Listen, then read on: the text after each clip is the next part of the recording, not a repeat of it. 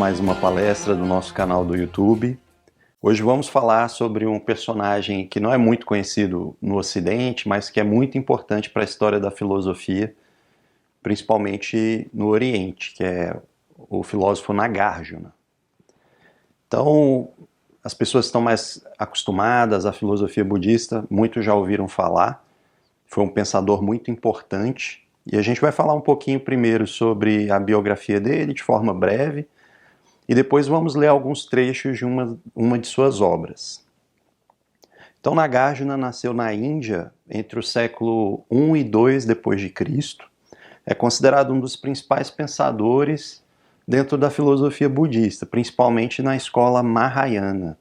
Hoje a gente pode dividir as escolas da filosofia budista em 3 ramos principais, alguns dividem em 2 ramos, outros em 3, que é a escola Theravada, a escola Mahayana e a Vajrayana, né? E a Vajrayana sendo que ela é um desdobramento da Mahayana. Mahayana significa o grande veículo. Por que tem esse nome? Porque a escola Mahayana, a escola Theravada, ela, no início do budismo, ela foi muito voltada mais para os renunciados, né? Então as pessoas que queriam viver integralmente os princípios do budismo. Então não tinham família, não tinham empregos, viviam dedicados exclusivamente a essa vida monástica. Mas essa linha Mahayana, ela se tornou mais acessível a todos. Então todas as pessoas, independente da sua condição de vida, dos seus empregos, das suas responsabilidades, poderiam viver de acordo com esses ensinamentos, e por isso que ela é chamada Mahayana, o grande veículo. E Nagarjuna é um dos principais pensadores dentro dessa linha Mahayana. Se vocês forem pesquisar sobre a vida de Nagarjuna na internet, vocês vão achar muitos relatos. A maioria mistura fatos reais com relatos simbólicos, então fica difícil da gente diferenciar.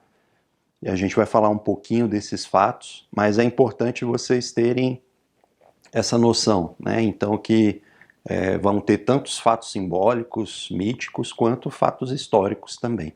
Isso é muito comum na vida desses grandes personagens da história, desses grandes seres que marcaram a história com seus ensinamentos, com a sua forma de vida. Essas histórias já começam quando ele nasce. Então, quando ele nasce, um adivinho aparece na casa dos seus pais e fala que se eles não alimentassem 100 monges, que ele viveria apenas somente 7 dias. Mas que se eles fizessem essa ação, logo nessa sua primeira semana de vida, que ele viveria por mais 7 anos. E aí os pais temerosos dizem que eles fizeram isso. Então alimentaram 100 monges e Nagarjuna viveu até os 7 anos. Quando chegou os 7 anos, os seus pais ficaram com receio. E agora? Será que o nosso filho vai viver por mais tempo? E aí dizem que, com base nesse receio, eles deixaram Nagarjuna no mosteiro. E aí, chegando lá, o chefe desse mosteiro falou que se ele se dedicasse a vida aos ensinamentos da filosofia de Buda, que ele teria uma vida longa. E aí, ele mesmo com essa tenra idade de 7 anos, ele decide se continuar como um monge, vivendo integralmente de acordo com esses ensinamentos da filosofia budista. E ele realmente chega a ter uma longa vida. Essa universidade, esse local, esse mosteiro em que os pais deixaram ele, é um local muito famoso na história da Ásia e também na história da humanidade, que é a Universidade de Nalanda. A gente pode não conhecer, mas foi uma das primeiras universidades do mundo. Vou falar um pouquinho aqui mais sobre Nalanda, e ele chegou inclusive a ser um dos diretores de Nalanda depois. Nalanda era uma próspera vila com evidências que tem existido desde 1200 a.C., então era uma cidade antiga, mas depois de algum tempo surgiu essa universidade de Nalanda. E dizem que no seu auge a universidade chegou a ter 30 mil estudantes. Imagino que para qualquer universidade, até nos dias de hoje, ter esse quadro de alunos é algo impressionante, né? As universidades de ponta aqui no nosso país devem ter por volta dessa quantidade de alunos. E dizem que a sua biblioteca tinha centenas de milhares de livros, cobrindo diversos campos. Então, nessa universidade, você não ia estudar só uma área de conhecimento. Isso era também muito comum quando a gente vê esses pensadores da antiguidade, ou mesmo figuras como Leonardo da Vinci no Renascimento. O campo de interesse deles era muito amplo. Então, lá em Nalanda se estudava linguística, se estudava línguas, se estudava filosofia, estudava medicina, estudava a vida social, vários outros campos. E aí, essa biblioteca que era, com certeza, uma das maiores bibliotecas do mundo nessa época.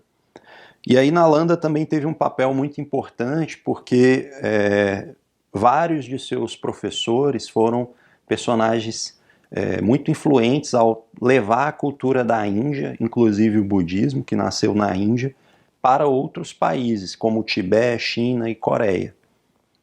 Inclusive tem relatos, tem livros de filósofos chineses que visitaram Nalanda e eles fizeram relatos mostrando, né, o avanço dessa universidade e a quantidade impressionante de estudantes que eles tinham. Nalanda foi destruída por invasores no século XIII. Então hoje, até hoje, é possível a gente visitar as ruínas de Nalanda. Hoje é um sítio arqueológico, vocês vão poder ver no slide algumas das ruínas de Nalanda. E hoje uma universidade na Índia passou-se a ser chamada Universidade de Nalanda em homenagem a essa que foi uma das primeiras e principais universidades na antiguidade. Uma pintura aqui de Siddhartha Gautama, que é o fundador do budismo, com 17 sábios de Nalanda. Então foram 17 dos principais professores dessa universidade ao longo da história, já que ela teve uma história muito longa. Entre eles, o Nagarjuna. Depois eu vou ensinar vocês a identificar a figura de Nagarjuna aí nas pinturas, tá certo? O nome de Nagarjuna ele é composto por dois nomes. Um é Naga, que significa serpente. Os Nagas, eles são figuras simbólicas também dentro da mitologia e da história da Índia e do Oriente. Então eles são figuras como se fossem serpentes humanas, como se fossem os dragões que a gente conhece, os dragões chineses. Então esse é a figura mitológica dos Nagas. Dizem que Nagarjuna ensinou aos Nagas também, por isso ele recebeu esse nome. Mas também os Nagas, eles são símbolos de sabedoria. Então, no Oriente também, muitas vezes, quando existia um sábio, uma pessoa de sabedoria reconhecida, se chamava de Naga. Então a gente não sabe aí se Nagarjuna recebeu esse nome por ter ensinado a pessoas sábias ou se estava associado a essas figuras míticas aí dos Nagas, que são semelhantes aos dragões. E uma outra parte do nome dele é de Arjuna, que é um grande arqueiro da Índia. E inclusive é o herói de um outro livro que a gente já tem palestras aqui no nosso canal, que é o Bhagavad Gita. Então dizem que Arjuna era um dos maiores arqueiros da história da antiga Índia. E Nagarjuna, por que ele foi associado a Arjuna? Porque dizem que seus argumentos eram precisos como as flechas de Arjuna. Então ele recebeu esse nome, não era o nome de nascimento dele, Nagarjuna, né? Então, associando essas duas passagens da vida dele, esse contato que ele teve com esses Nagas, com esses seres de sabedoria, e também a Arjuna devido à precisão dos seus argumentos e da sua forma de pensar. Em uma de suas viagens, ele encontrou crianças brincando, e ele previu que uma delas seria um grande rei. E aí o que de fato ocorreu anos depois, inclusive esse rei acabou se tornando um aluno, um discípulo de Nagarjuna. E a ele, alguns dos seus livros foi endereçado. Então tem, por exemplo, um texto que a gente vai ler algumas passagens que chama Surileka, Cartas a um Amigo. E esse amigo era esse rei que Nagarjuna conheceu quando ele era apenas uma criança. E ele previu que ele seria um grande rei depois no futuro. Vocês vão ver as figuras de Nagarjuna, sempre tem essa imagem mítica dos Nagas. Então, geralmente é uma figura humana que tem uma grande serpente por cima de sua cabeça. Ou uma figura com algumas serpentes também. Então esse é um simbolismo de Nagarjuna. É claro, existem outras figuras aí dentro da história, da mitologia do Oriente, que também tem essa representação das serpentes. E aí, né, isso pode também ter conteúdos simbólicos, né, dessa serpente por cima da cabeça, mas um deles é Nagarjuna. Então toda a representação que vocês vão ver de Nagarjuna, ele está com essas serpentes sobre a cabeça. Nagarjuna era familiarizado com diversas linhas filosóficas, então apesar dele ser budista, ele conhecia muito todos os campos de filosofia que existiam no Oriente naquela época, e ele escreveu muitos livros. A filosofia de Nagarjuna é uma filosofia muito refinada, e muitas vezes entra em campos metafísicos. Por exemplo, alguns conceitos que nós ocidentais, temos muita dificuldade de entender, e muitas vezes entendemos errado, a ideia do vazio. Então muitas pessoas já ouviram falar, a filosofia budista, das ideias é o vazio, né? Que eles são nihilistas. Tem gente até que fala assim, que eles não acreditam em nada, tudo é um vazio. E aí a gente vai entender um pouquinho melhor essa ideia, mas não é bem assim. E Nagarjuna, dos temas que ele tratava era essa ideia do vazio, da vacuidade, e tem várias traduções que são usadas. E um outro tema também da sua filosofia é a causalidade, que são essas relações de causa e efeito, que a gente conhece aqui no Ocidente como a lei do karma. Nagarjuna trabalhou com muitos detalhes essa lei do karma. E a gente vai ver que ela é bem sofisticada, tem muitas coisas muito profundas para nos ensinar. Só que também ele não falava só sobre esses temas metafísicos, falava também sobre ensinamentos para viver uma vida mais plena, uma vida com uma conduta mais humana, e a gente vai focar boa parte da nossa palestra nesse campo de atuação de Nagarjuna. Então, assim, mesmo que a filosofia dele seja profunda, a metafísica, a filosofia dele é aplicável à nossa vida. Então a gente também muitas vezes pega esses conceitos, acha complicado e acha que não vai ter utilidade nenhuma. Muito pelo contrário. Por exemplo, essa ideia da vacuidade, o que ela fala? Que tudo que existe, na verdade, é uma soma de causas e efeitos que foram se processando. E que elas não têm uma existência em si, mas na verdade são essas somas de causa e efeito. Vou dar um exemplo para a gente entender melhor essa ideia. Às vezes um colega nosso, ou uma pessoa que é do nosso convívio, da nossa família, um cônjuge, muda. E a gente fica insatisfeito, fala, poxa, quando eu conheci essa pessoa, ela não era assim. Mas, na verdade, será que é justo da nossa parte congelar uma pessoa no tempo? Né? Então, quando eu conheci essa pessoa, ela era dessa forma. E agora é justo a gente obrigar ela a ser sempre dessa forma, sendo que ela, ao longo dos anos, passou por diferentes experiências, aprendeu muitas coisas, repensou vários dos seus hábitos, das suas formas de pensar. E isso é natural, na verdade. Então, quando uma pessoa muda, é claro que a gente sempre deseja que ela mude para melhor. E assim, a gente quer também que isso aconteça conosco. Mas não dá para a gente querer congelar uma pessoa no tempo. E de acordo com Nagarjuna, isso, na verdade, a gente não está entendendo a realidade da vida como ela é. E o que isso vai gerar? O que acontece quando a gente vive de uma forma e a vida é de uma outra? Vai gerar uma insatisfação. Vai gerar a dor, que também existe aí esse conceito dentro da filosofia budista. Mas não é uma filosofia de sofrimento. Não, na verdade, é para a gente entender a vida como ela é e se reposicionar diante dela. A vida não vai mudar, nós que temos que mudar a nossa forma de pensar. Então, por exemplo, o que essa teoria defende é que a vida é fluida. E é muito interessante a gente ver isso lá na filosofia grega.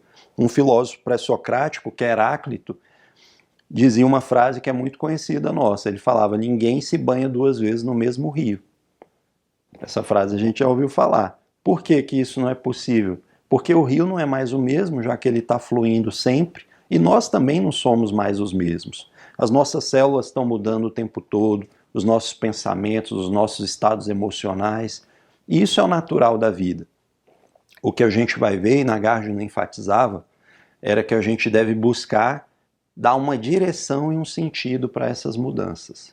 não ser fruto do meio, não deixar que as circunstâncias nos moldem, mas a gente aplicar uma direcionalidade, um sentido e garantir que essas mudanças sejam construtivas para nós.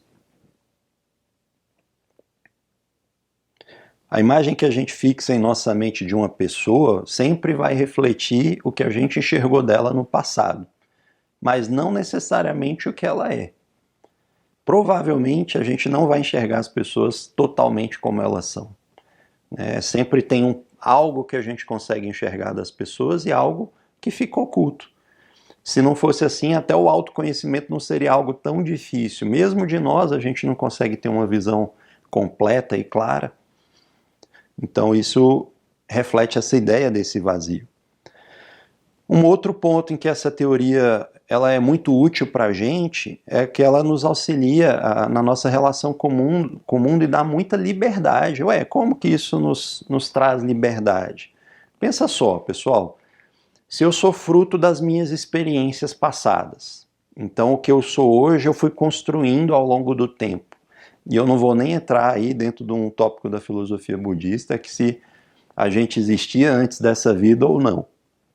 Mas mesmo que a gente considere que a gente só passou a existir a partir do momento em que a gente nasce, a nossa personalidade ela foi se moldando com as nossas experiências. Então a família em que a gente cresceu, as escolas que a gente frequenta, os amigos que a gente tem, os livros que a gente leu, os filmes que a gente viu, tudo isso vai nos formando, né?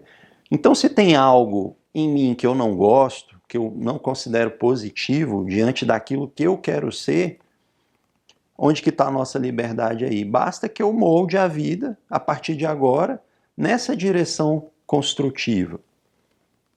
Isso vai garantir com que eu vá as características que eu não gosto, que eu considero que não são positivas, que eu vá moldando elas. Na filosofia de Nagarjuna, nada tem essa solidez de uma rocha. As coisas têm a solidez que a gente dá para elas de acordo com as nossas ações, com a nossa forma de pensar, nossa forma de se relacionar. Certo? Então isso nos ajuda a não ficar presos ao passado e a viver bem o presente também. Isso é algo que está muito presente na filosofia de Nagarjuna, o valor do momento presente. Porque é a partir do momento presente que a gente vai construir o nosso futuro, né? Já que as coisas têm essa fluidez, né? Essa ideia da vacuidade, do vazio. Então, só para ficar mais claro esse conceito, que ele é muito mal entendido aqui no Ocidente. Um outro ensinamento de Nagarjuna também, que é uma visão muito interessante, que ele chama das duas verdades. E o que seriam essas duas verdades?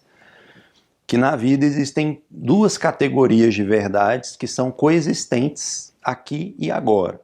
Então ele fala que tem uma verdade convencional ou uma verdade relativa. O que é essa verdade convencional? É a gente fazer compra no mercado, é a nossa vida cotidiana, essa é a verdade convencional. Só que ele fala que ao mesmo tempo em que existe essa verdade, esse mundo convencional, existe também um mundo absoluto. A ideia que existe no budismo, dentro do Nirvana, por exemplo, para Nagarjuna, o Nirvana não é um local, nem é uma condição que a gente vai alcançar. Para ele, o Nirvana é a realidade da vida como ela é. Quando a gente passa a ter essa compreensão da vida, da realidade, nesses dois patamares dessa vida convencional, que é essa que a gente vê com os nossos sentidos, e dessa verdade que seria esse Nirvana, que seria essa verdade absoluta que envolve a tudo que existe, aí sim a gente alcança esse estado de sabedoria. Então também é um conceito que nem sempre é bem entendido. Muitas vezes a gente acha que a ideia do Nirvana que os budistas têm é igual a ideia que a gente tem do céu, de algum lugar que a gente vai quando vai morrer. Não, os budistas até têm essa ideia do paraíso, mas eles não confundem essa ideia com Nirvana. O Nirvana é muito mais um estado de consciência, uma sabedoria para entender a realidade como ela é. E então, Nagarjuna, para esclarecer esse ponto, ele tem essa teoria das duas verdades, que é bem interessante. E o que isso pode nos ajudar? Bem, eu tenho que saber viver bem a minha vida cotidiana. Tenho que pagar minhas contas, tenho que cuidar da saúde, tenho que cultivar os meus relacionamentos, tenho que cumprir as minhas obrigações, minhas responsabilidades, mas ao mesmo tempo eu não posso esquecer que a vida não é só isso. Essa insatisfação que o budismo fala, que ela é inerente à vida, ela vem justamente da gente restringir a vida somente a essa realidade cotidiana sem sentido, né? Da gente, porque muitas vezes, né, é uma das perguntas principais da filosofia, né? Qual o sentido da vida? E aí a gente muitas vezes não encontra esse sentido só nessas coisas cotidianas, mas se a gente viver essa realidade cotidiana com outro olhar, aí ela adquire o sentido. Então, que eu não tenho que trabalhar só para ter um salário para pagar a conta. Não, ali eu estou cumprindo um papel, eu estou aprendendo, eu posso usar aquilo como um local de aprendizado, eu posso fazer uma contribuição efetiva para a vida das pessoas. Então, essa é a ideia dessas duas verdades, que é uma ideia bem interessante de Nagarjuna. Pessoal, agora que a gente já deu essa introdução, como eu falei, a obra de Nagarjuna é complexa, é muito abrangente, né? A ideia é que ninguém saia daqui um especialista em Nagarjuna, mas que a gente pelo menos tenha uma visão geral do seu pensamento, da sua forma de ver a vida, e a gente conheça também diretamente algumas citações dele. Então, eu tirei alguns trechos de uma das suas obras, que é o Surileka, que é traduzido como carta a um amigo. E é muito interessante, eu fui pesquisar essa palavra, a etimologia dela, e aí eu vi, né, a sabedoria que as tradições têm, muitas vezes numa palavra simples. Essa palavra suri, ela vem de aquilo que é bom ao coração.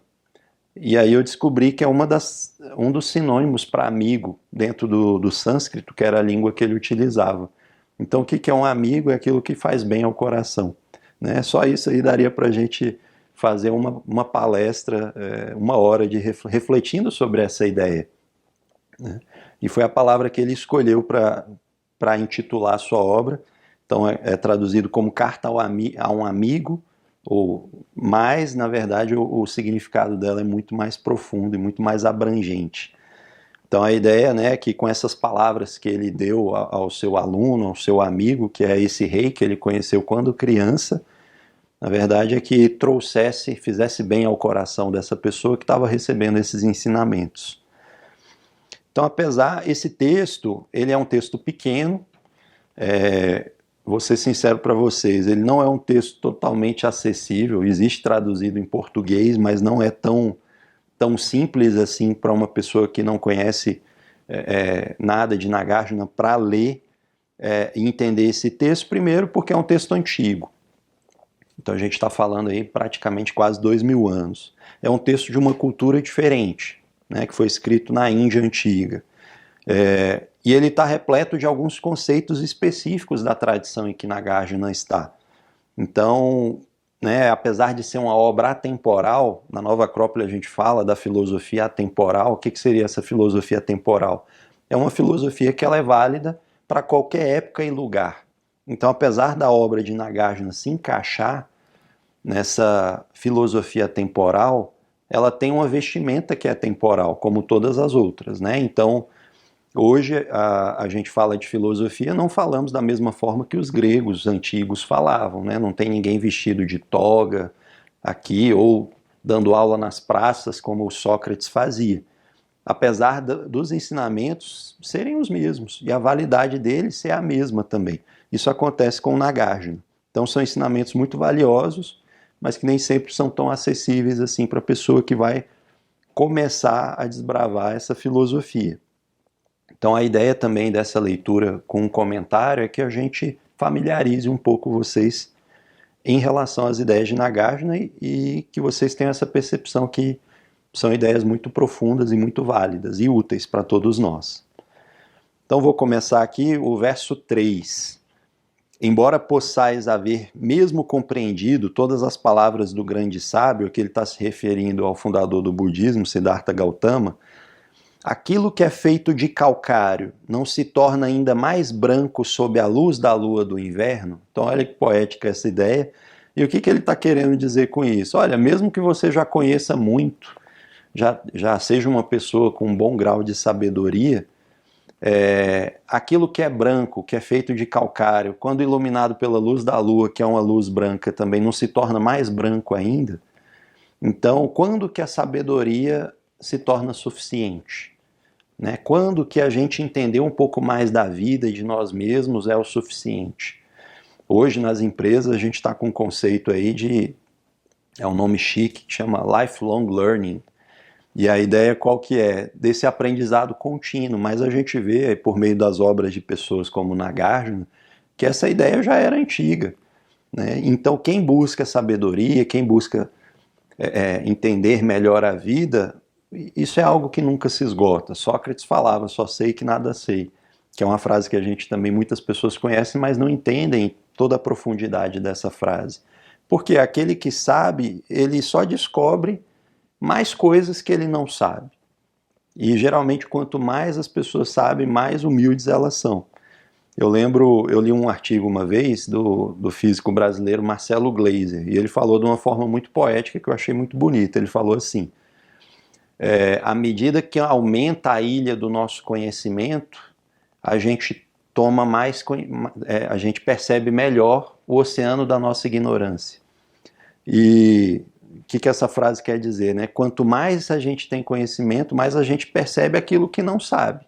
Uma pessoa com pouco conhecimento pode achar que já sabe o suficiente da vida. E por que Nagarjuna coloca esse verso no início? Justamente, olha, presta atenção aqui, por mais que você saiba de muitas coisas, pode ser que tenha algo útil para você aqui. E assim que ele começa, já no verso 3, ele dá essa mensagem. O verso 17. Eu selecionei alguns versos aqui, não necessariamente são os versos principais, mas versos que dariam para a gente ilustrar um pouco essas ideias. Como é o verso 17. Entendei os pensamentos como figuras desenhadas na água, na terra ou na pedra. Para um estado mental aflito, o primeiro é o melhor. Diante da aspiração ao Dharma, o que seria esse conceito do Dharma? O Dharma são as leis da natureza. Né? Então, quando a gente busca viver em harmonia com as leis da natureza, seria isso, essa aspiração ao Dharma. Então ele fala, diante da aspiração a Dharma, o último é o melhor. O que isso quer dizer para a gente? Né? A gente pode fazer um desenho na água. Quanto tempo dura esse desenho? 1 segundo, porque a água é muito fluida. Em 1 segundo esse desenho já deixou de existir. Na terra pode durar talvez alguns dias, se ninguém passar por lá e desmanchar. Agora, um desenho na pedra. A gente tem aí as pirâmides do Egito, vários entalhes feitos em rocha. Quanto tempo isso dura? Já há milhares de anos. Então, quando a gente está numa situação, num momento de angústia, num momento de ansiedade, o que a gente deve buscar? Fazer com que isso seja o mais breve possível. E quando a gente tem uma meta audaciosa, uma meta construtiva para a nossa vida, por exemplo, que ele chamou aqui da aspiração ao Dharma, o quanto que isso deve durar? Para sempre é o melhor. Quanto mais durar, mais benefício vai fazer para a gente. Mas nem sempre a gente é assim. Muitas vezes acontece algo de ruim com a gente e a gente fica martelando aquilo na cabeça. Né? Então a gente não quer esquecer aquele fato ruim. Se a gente deixasse ele ao natural, até a gente esqueceria, passaria, mas não, a gente fica martelando aquilo. E aí às vezes vira um rancor que dura uma vida inteira. Eu lembro aqui um ensinamento do fundador da Nova Acrópole, o professor Jorge Angel Livraga, que ele fala sobre essa qualidade da renovação. E ele fala que renovar é quando a gente sempre reafirma aquilo que é válido. Um exemplo que ele dá é do suco de laranja. Né? Eu posso, por exemplo, querer fazer um suco de laranja. E o que a gente faz? A gente pega, espreme a laranja e joga o bagaço fora. A gente não trabalhar bem esse conceito da renovação seria como se a gente jogasse o suco da laranja fora e ficasse guardando o bagaço. O que representa o suco da laranja? É toda a síntese, os aprendizados, aquilo que a gente extraiu daquela experiência. E o bagaço é a experiência que passou. Muitas vezes a gente não aprende nada com o que passa, com o que acontece com a gente e fica guardando só as experiências, principalmente as experiências ruins. Então já é uma lição que Nagarjuna nos dá aqui. Olha, diante de coisas boas, busque com que elas sejam fixadas em pedra. E as coisas ruins, deixe que elas sejam fixadas como se estivessem em água. Então aquilo vai passar naturalmente de forma muito rápida. O verso 20. Deve-se entender que as pessoas são como mangas. Há as mangas verdes que parecem maduras, as mangas maduras que parecem verdes, as verdes que parecem verdes e as maduras que parecem maduras. Entenda-as dessa forma. Isso aqui parece meio zen e Nagarjuna, de fato, é considerado aí um dos precursores do zen. Mas o que quer dizer essa frase, esse verso aqui? Para a gente não se guiar somente pelas aparências. Muitas vezes, por exemplo, uma manga pode até parecer verde, mas ela está madura. Quando que a gente vai descobrir isso? Quando a gente experienciar, quando a gente comer essa manga, né?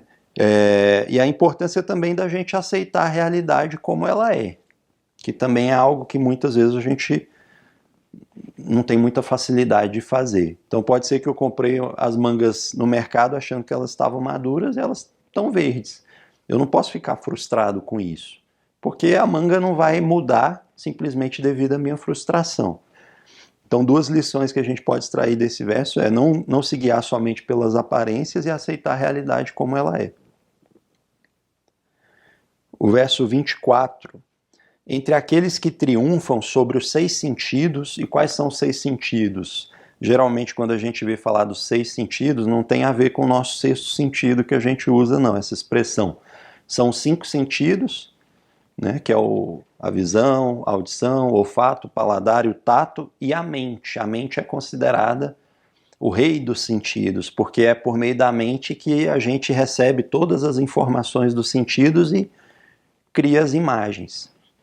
Então, hoje a ciência, a medicina sabe que nem tudo que a gente vê a gente está vendo naquele momento, mas a gente se aproveita também do que está guardado na nossa memória para construir a imagem do que a gente está vendo. Isso é um mecanismo para o cérebro economizar energia. Então a mente de fato ajuda a gente a perceber o mundo também.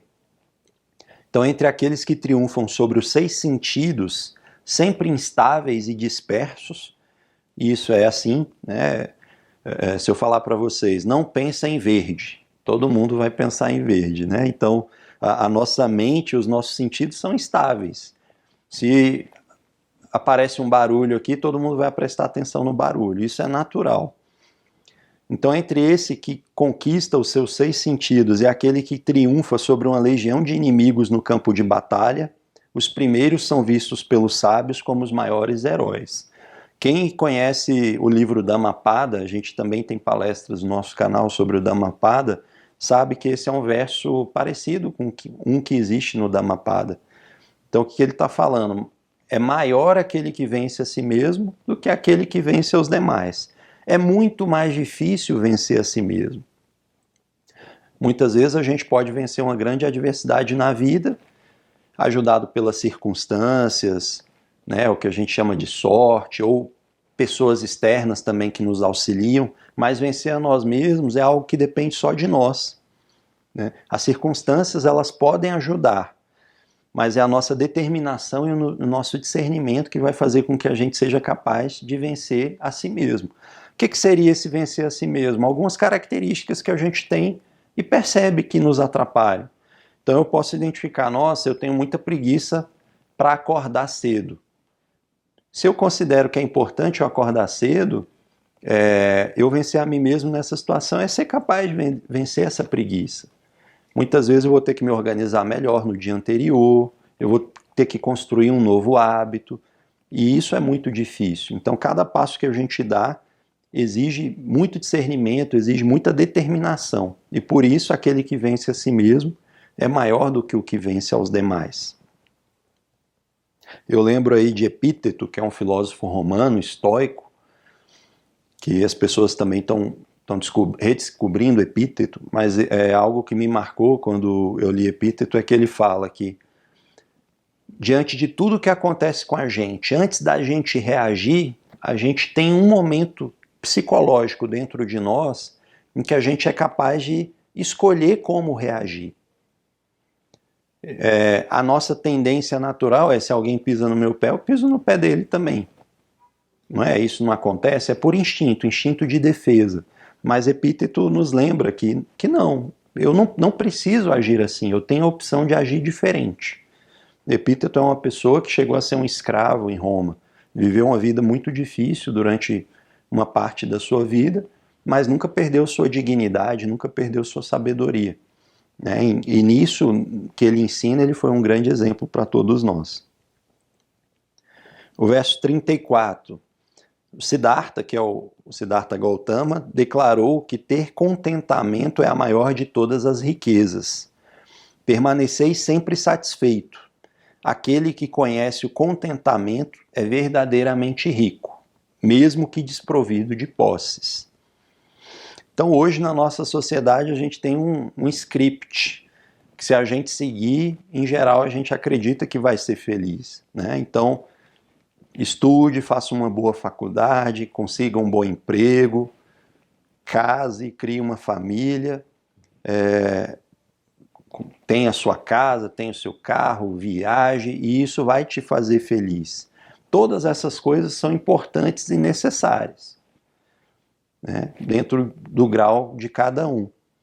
Mas, quantas pessoas vocês conhecem que têm tudo isso e não são felizes? É muito comum a gente ver o noticiário e ver a notícia de um artista famoso, de uma pessoa que é muito rica, que aparentemente, para esses critérios sociais, eles têm tudo que é necessário para uma vida feliz, e a gente vê notícias, né? A pessoa muitas vezes tira a própria vida. Então isso mostra que a felicidade, ela não está nessas coisas externas, apesar das coisas externas serem necessárias também.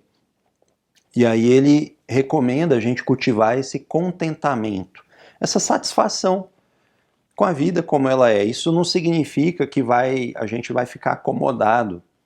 Não, mas eu tenho que aceitar a realidade, inclusive para melhorar a realidade, para mudar a realidade.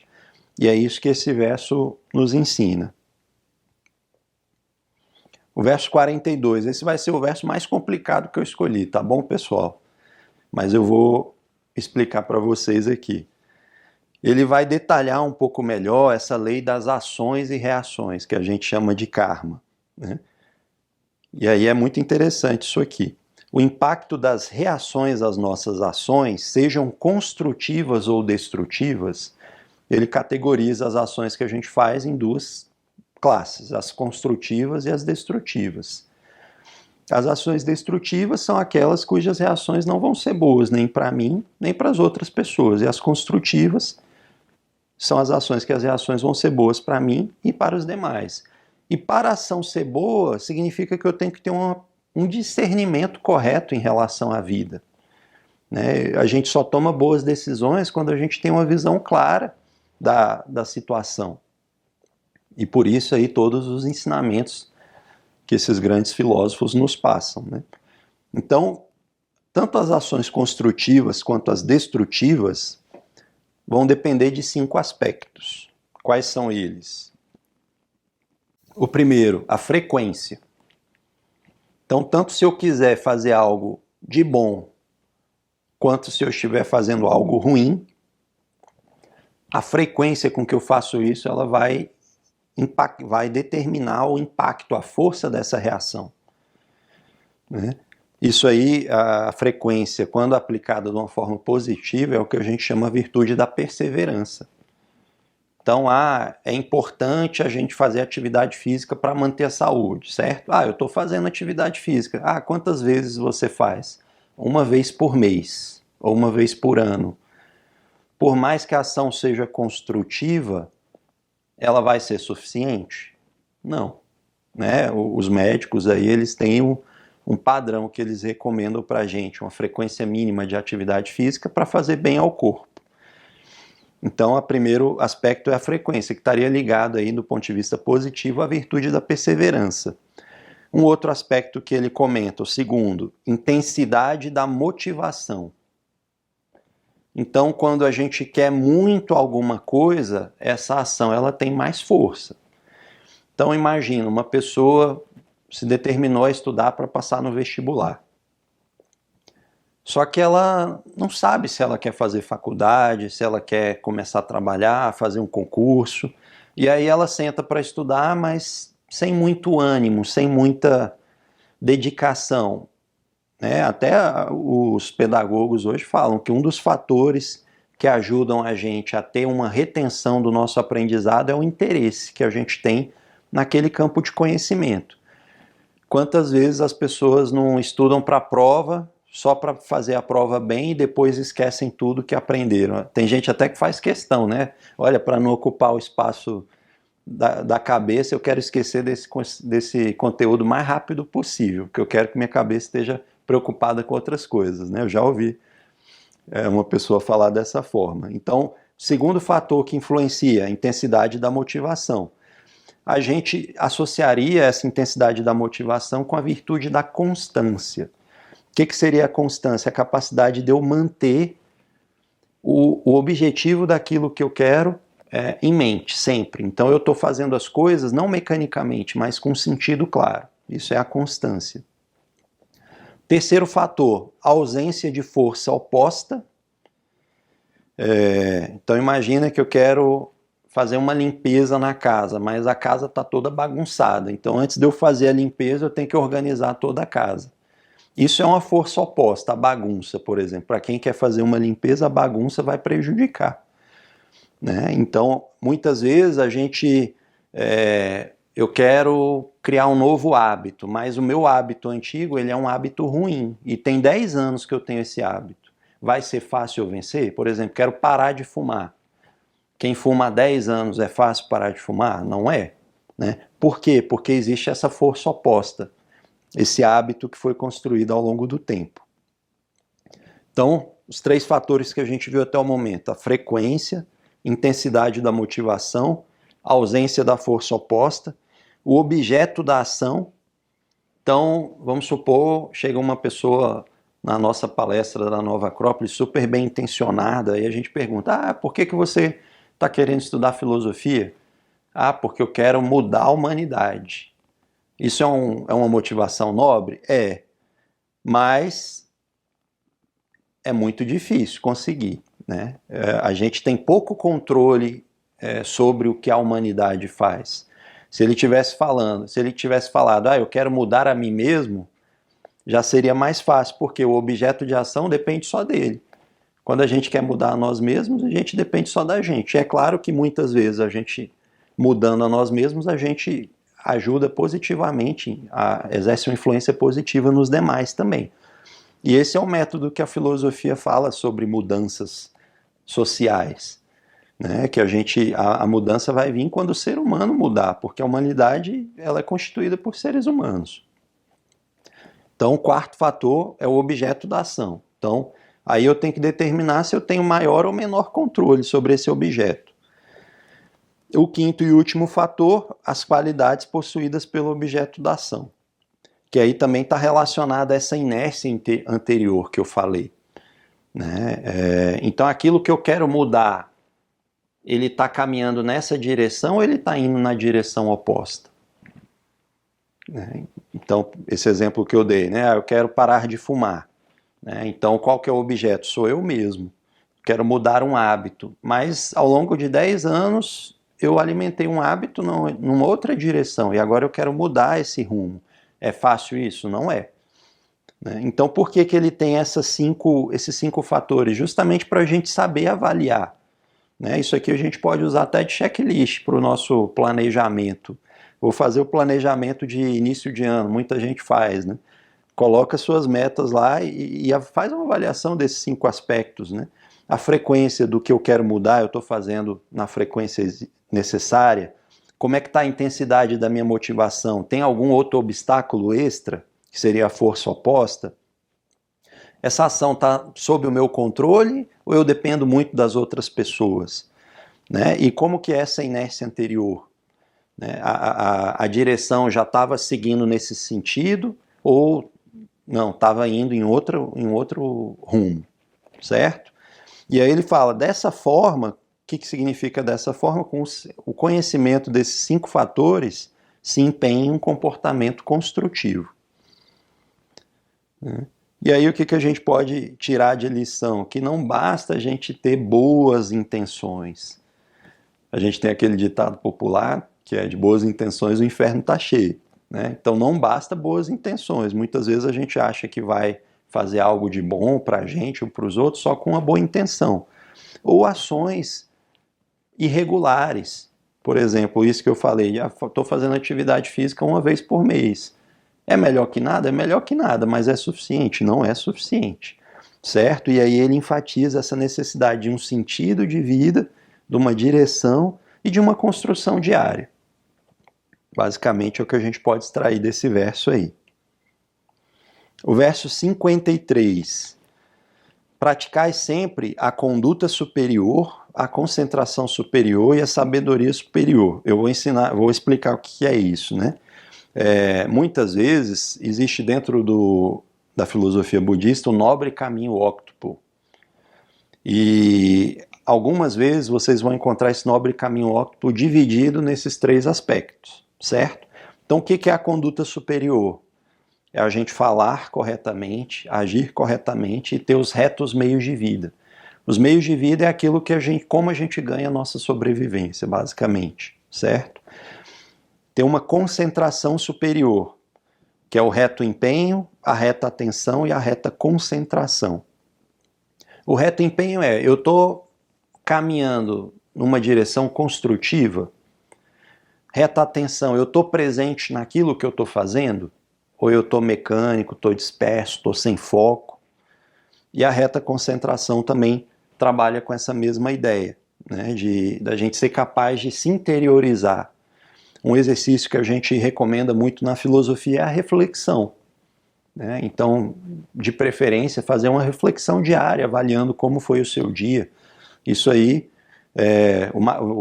o filósofo Marco Aurélio, que foi um imperador romano, ele fazia sempre, né? Tanto é que ele nos deixou um livro muito bom, que é Os Meditações, que nada mais é do que o seu próprio diário. Então, nesse diário, ele fazia essas reflexões. É muito importante a gente avaliar como a gente agiu no dia anterior, o que aconteceu com a gente, né? Com base nessa avaliação, a gente poder aperfeiçoar o nosso comportamento, as nossas atitudes. Esses 3 treinamentos, que na verdade é o nobre caminho óctuplo, incluem os mais de 250 preceitos.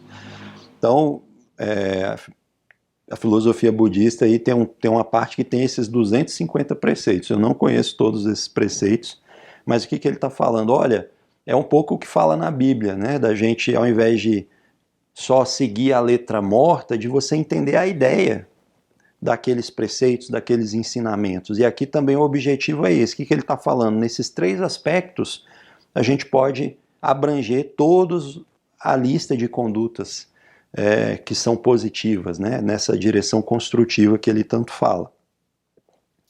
E aí o que a gente pode fazer? Praticar isso, aperfeiçoando diariamente nossas ações, estando presentes, focados, bem intencionados no que a gente está fazendo e buscar ter uma visão mais objetiva da realidade. É uma síntese que a gente poderia fazer desse verso. A gente já caminhando para o finalzinho, o verso 116. Muitas vezes a gente vê essas coisas, a gente toma contato com a filosofia, se inspira, quer viver tudo isso aqui no dia seguinte. E aí, quando a gente vai tentando, a gente vai percebendo a dificuldade. Aí tem gente que desmotiva, fala, isso aqui não é para mim. E aí ele já no finalzinho da sua obra, é interessante a gente ver essa didática dele. Então no início, o que ele falou? Presta atenção que mesmo que você saiba muitas coisas, pode ter coisas úteis aqui para você. E no finalzinho, o que ele fala? Ademais, aqueles que obteram a compreensão do Dharma, dessas leis da vida, não caíram do céu nem brotaram do chão como as plantas. Eles eram anteriormente apenas pessoas comuns, sujeitas às aflições da mente. Então a gente pode pensar, isso aqui não é para mim não, isso aí é muito complicado. O que ele está falando todas as pessoas que chegaram a essa compreensão, a um bom grau de sabedoria, Eles eram pessoas como nós, pessoas comuns. E se eles conseguiram, por que a gente não conseguiria? E aí a gente lembra esse ensinamento da vacuidade. Olha, na verdade a gente é hoje o que a gente construiu ontem. Se eu quiser ser diferente, basta eu caminhar em uma outra direção. Né? Basicamente, fechando aí os ensinamentos. Uma reflexão que eu faço é, cada pequeno avanço que a gente faz nessa compreensão mais ampla e profunda da vida muda as nossas perspectivas. O filósofo ele tem que aprender a gostar da caminhada. Não a gente se fixar nessa sabedoria que está lá no final do caminho, porque cada coisa que eu aprendo hoje, cada virtude, cada boa qualidade que eu desenvolvo, já muda a minha vida completamente. É como se eu estivesse vendo e vivendo a vida sob uma nova perspectiva. Penúltimo verso, o verso 117. Em que é necessário lhe aconselhar mais, ó rei? O conselho mais benéfico é: domine a sua mente. Siddhartha declarou que a mente é a raiz do Dharma, dessa vida em harmonia com a natureza. Então aqui também, já caminhando para esse fechamento. Sintetizar tudo isso, domine a sua mente. Que a gente sabe que não é fácil, mas é possível gradualmente isso ser obtido. As circunstâncias, elas exercem um efeito sobre nós, mas é como percebemos o mundo que determina a nossa forma de ser. E o propósito da filosofia é justamente esse, nos auxiliar a refinar melhor a nossa visão da vida e de nós mesmos. E a gente não está sozinho nisso. Algo que a gente faz muito na Nova Acrópole, como a gente está fazendo agora, né, recorrendo a um filósofo de 1800, 1900 anos atrás, é porque a gente não precisa fazer isso sozinhos, nem começar do zero. A gente pode se apoiar em ombros de gigantes, como dizia o Isaac Newton. Então, essa busca que a gente tem de um sentido de vida, de autoconhecimento, de se tornar uma pessoa melhor, mais plena, mais feliz, nós não somos os primeiros, nem seremos os últimos seres humanos a buscar esses objetivos. Então, ao invés da gente tentar fazer isso do zero, dá para a gente aproveitar toda essa sabedoria que foi acumulada ao longo da história. E para isso é muito importante esse estudo comparativo que a gente faz. É um dos princípios da nossa escola, justamente a gente estudar essa sabedoria que está em todas as tradições, em todas as correntes filosóficas, que é algo que a gente faz no curso de filosofia. O último verso para vocês é o 118. As orientações aqui oferecidas seriam difíceis de serem seguidas com perfeição, mesmo para um renunciado, que é um monge, uma pessoa que vive só para isso. Então é bom que ele, pelo menos, ele tem noção do que ele está falando, né? Que é difícil mesmo para todo mundo seguir essas orientações. Torne a sua vida significativa desenvolvendo boas qualidades, a partir das instruções que conseguir praticar, sejam elas quais for. Então isso também traz um alívio para a nossa consciência. De todas as dicas que ele deu aqui, eu sintetizei apenas algumas. Poxa, pode ser que a gente tenha mais facilidade com uma ou com outra. O que ele fala, olha, é importante a direção na qual você está caminhando, né? Construa boas qualidades em você mesmo a partir dos ensinamentos que você conseguir viver. E isso vai dar condições para que você possa viver essa sabedoria, né? Viver de acordo com a filosofia num grau maior. Né? Essa é a nossa caminhada como filósofo. Filósofo, o termo, muitos de vocês devem conhecer, surgiu com Pitágoras, pelo menos diz a lenda, que uma vez chamaram Pitágoras de sábio e ele falou, não, sábio eu não sou, eu sou um filósofo, sou um amigo da sabedoria, um buscador da sabedoria. Então o filósofo é justamente esse, que sabe que não vai conseguir viver plenamente em harmonia com a natureza, com as leis da vida, mas a gente está buscando entender melhor essas leis e aplicar na medida do possível. Esse é o caminho filosófico. E aí uma coisa importante, para qualquer lugar que a gente quiser ir, a gente precisa saber onde quer chegar, que é justamente essa direção que ele está falando, mas também o ponto de partida. E esse verso, ele nos mostra um pouco isso, né? Então, algumas das coisas aqui a gente consegue aplicar, consegue entender, outras não. Esse é o meu ponto de partida. Então a gente aceitar com naturalidade onde nós estamos e caminhar na direção que a gente quer seguir, construindo a nós mesmos. Com isso a gente encerra, pessoal, a nossa exposição sobre Nagarjuna. Espero que vocês tenham gostado e se interessem em conhecer melhor sobre esse pensador, que não é muito conhecido aqui no Ocidente, mas que foi muito importante para a história da filosofia também. Aqui foram algumas pinceladas das ideias principais, alguns trechos de uma de suas obras, mas tem muito mais ainda a ser explorado sobre a filosofia dele e a filosofia oriental e ocidental em geral, como a gente estuda no curso de filosofia. Obrigado.